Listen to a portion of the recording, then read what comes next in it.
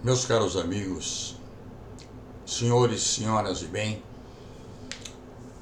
quero falar com vocês nessa tarde sobre a seguinte questão: desobediência civil. Eu perguntaria, uma ordem judicial, ela pode deixar de ser acatada? Vivemos em um Estado democrático de direito, pelo menos é assim que a Constituição Federal nos orienta, e ouvindo sobre esse prisma, se a lei é constitucional, ela deve ser, sim, obedecida. Contudo, há leis que são manifestamente inconstitucionais e, por motivos escusos, não é reconhecida como tal. É o caso da Lei 12.318/2010, conhecida como a Lei da Alienação Parental, que temos tanto falado sobre ela nesse canal Alonso Advogados Brasil. Esta lei ela tem um viés marxista, na medida em que contraria a moral, quer judaico-cristã ou não. E aí a minha pergunta: devo obedecer um mando judicial emanado, justificado por esta lei? Eu entendo que não. Que eu não devo absolutamente acatar uma ordem judicial que vai contra a Constituição e contra os mais comezinhos princípios de direitos humanos. Um jurista famoso em sua época, uruguaio, que faleceu em 1953, condecorado em vários países, inclusive no Brasil. Ele chegou a dar aula nas nossas universidades e foi condecorado com honra. Estou falando de Eduardo João Couturi.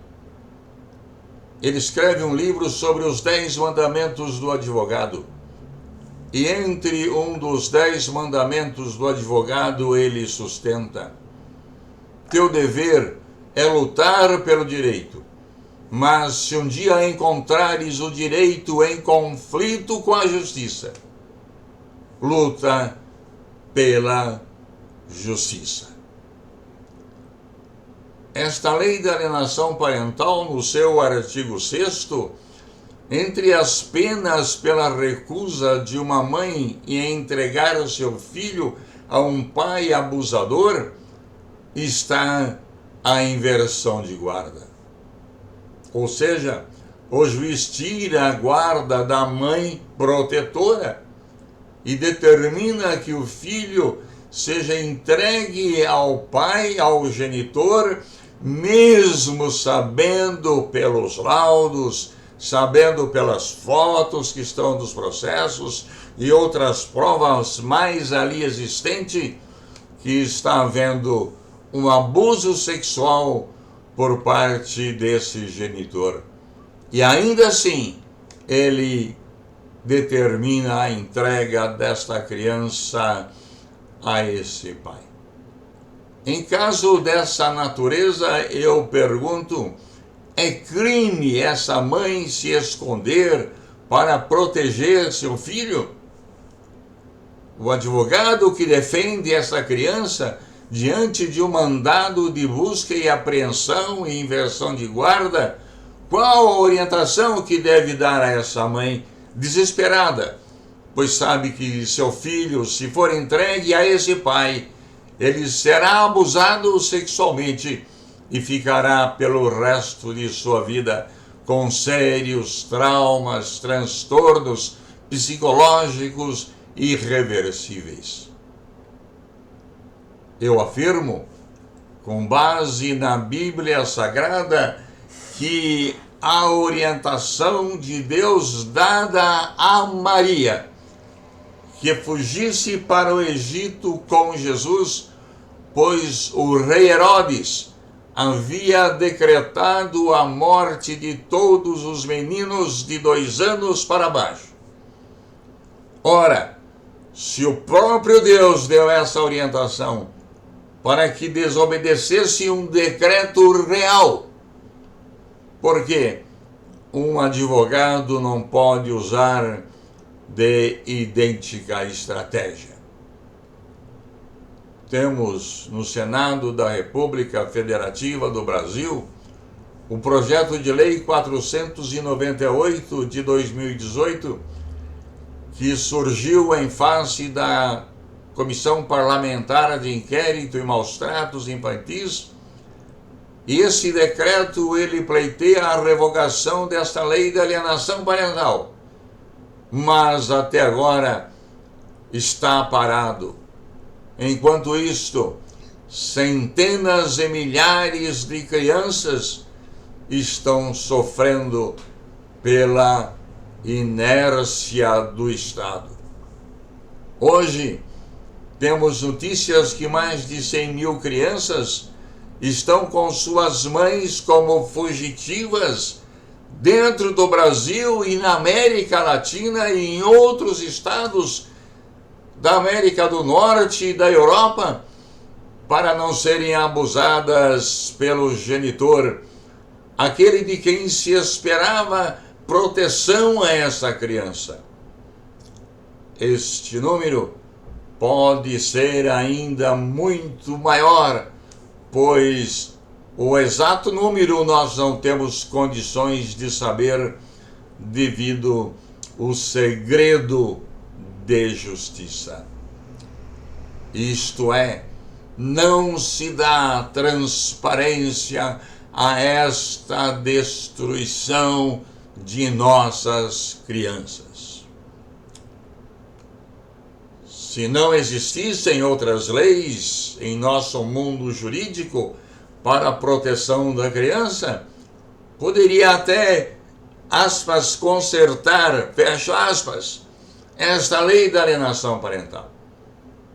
Mas ela não tem condições de ser consertada porque ela foi feita para proteger o pedófilo, o incestuoso, o pai abusador. Mas nós temos aí à disposição dos juízes o Estatuto da Criança e Adolescente, temos aí o Código Civil e muitos outros dispositivos para serem usados com foco na melhor proteção da criança. Mas os tribunais preferem lançar mão de uma lei sancionada por um presidente da esquerda em 2010, que visa satisfazer os mais primitivos e animalescos desejos dos pais abusadores. Diante desta lei, o pai abusador, ele torna-se o mocinho, aquele que precisa ser protegido, ser amparado, e a criança abusada e sua mãe protetora são considerados bandidos, para não usar um termo pior. Fica aí a palavra de um advogado que há mais de 10 anos dedica-se e milita em favor da revogação da lei de alienação parental, hoje já com seus quase 50 anos de serviços prestados à justiça. Eu não poderia dar aqui um conselho às mães para que fujam e não entreguem os seus filhos, se eu não tivesse aqui dentro do Brasil princípios já existentes que foram burlados e não cumpridos por pessoas que ocupam cargos lá na República. Apenas para lembrar vocês, Renan Calheiros estava na presidência do Senado, embora estivesse já no final do ano parlamentar, E o Supremo Tribunal Federal determinou que ele não poderia mais presidir o Senado. E o que fez o senador Renan Calheiros? Chegou lá no dia imediato ao seu impedimento, pediu para quem estava sentado em sua cadeira que se levantasse, e ele assumiu a presidência do Senado até o final dos trabalhos naquele ano letivo. E muitas outras vezes, deputados, senadores e até mesmo presidentes da República se recusaram a cumprir, a obedecer o mandado judicial por serem esdrúxulos e maléficos aos interesses da nação. E agora, por que eu tenho que obrigar uma mãe a entregar o seu filho a um pai abusador para que estrague a infância dessa criança e a torne mais tarde um bandido prejudicial à sociedade, um sofrimento que ele carregará pela vida fora e que não há remédio para esta maldade? Fica aqui a minha posição, eu digo posição do escritório Alonso Advogados. E quem está falando é o Dr. Felício Alonso, que até este ano presidi este escritório. Eu devo afirmar que conseguimos livrar muitas crianças de pais abusadores. E continuamos lutando para que isto aconteça. E embora já tenhamos sofrido vários processos disciplinares, nenhum deles prosperou. Todos foram arquivados. E um único processo penal nós fomos absolvidos. Porque eu entendo que houve um bom siso na cabeça desses que trabalharam nos processos que contra nós foram movidos. Termino dizendo: Deus abençoe vocês. Nunca percam a esperança. Isso vai mudar. Eu tenho tanta certeza que isto vai mudar, porque Deus não se alegra com a injustiça. E eu estou lado a lado com a opinião de Deus. Também não me alegro com a injustiça. Muito obrigado e até uma próxima vez, querendo o nosso Deus.